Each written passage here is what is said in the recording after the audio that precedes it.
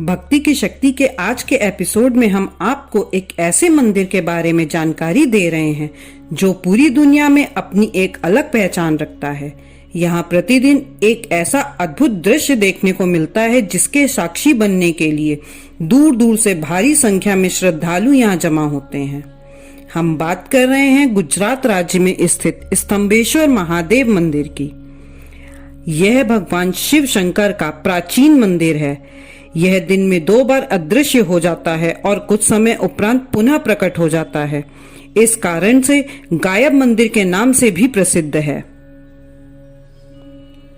स्तंभेश्वर महादेव मंदिर अरब सागर के पश्चिमी किनारे पर स्थित है। समुद्र किनारे पर स्थित होने के कारण इसका सौंदर्य देखने लायक है। इस मंदिर की खोज आज से लगभग 150 वर्ष पूर्व हुई थी। स्तंभ पर बने होने के कारण इसका नाम स्तंभेश्वर महादेव पड़ा। इस मंदिर में शिवलिंग स्थापित है जिसकी ऊंचाई 4 फुट और व्यास 2 फुट है। स्तंभेश्वर महादेव मंदिर प्रतिदिन गायब हो जाता है।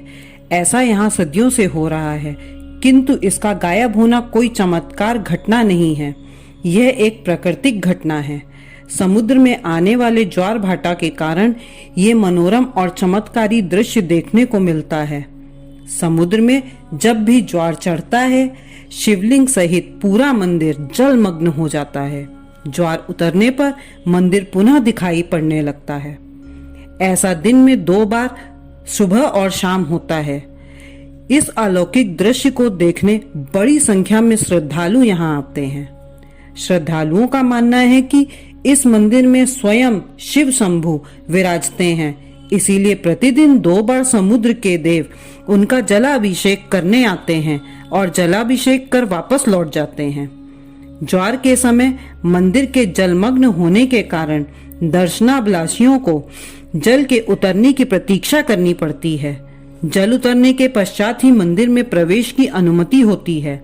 दर्शनाभिलाषियों को कोई असुविधा ना हो और उन्हें किसी प्रकार की समस्या का सामना ना करना पड़े, इसलिए उनके मध्य पर्चे वितरित किए जाते हैं।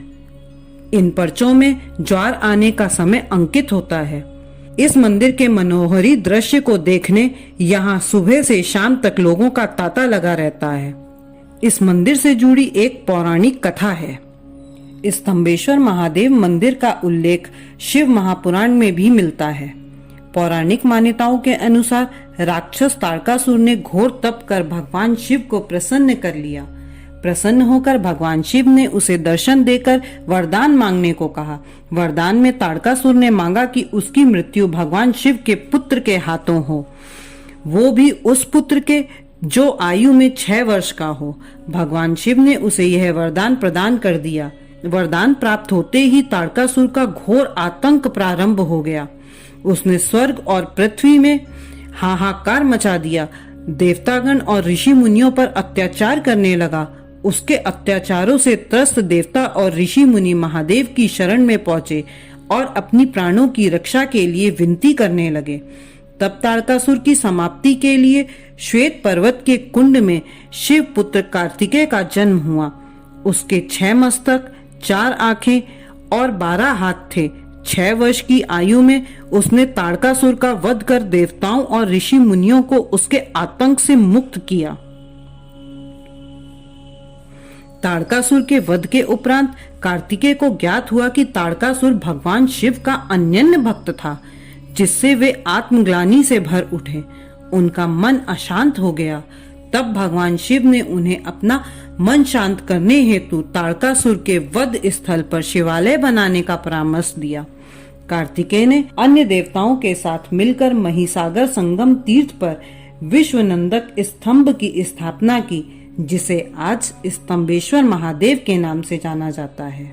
ऐसे ही और छुपे हुए पौराणिक रहस्य जानने के लिए आप इस चैनल को जरूर सब्सक्राइब करें। धन्यवाद।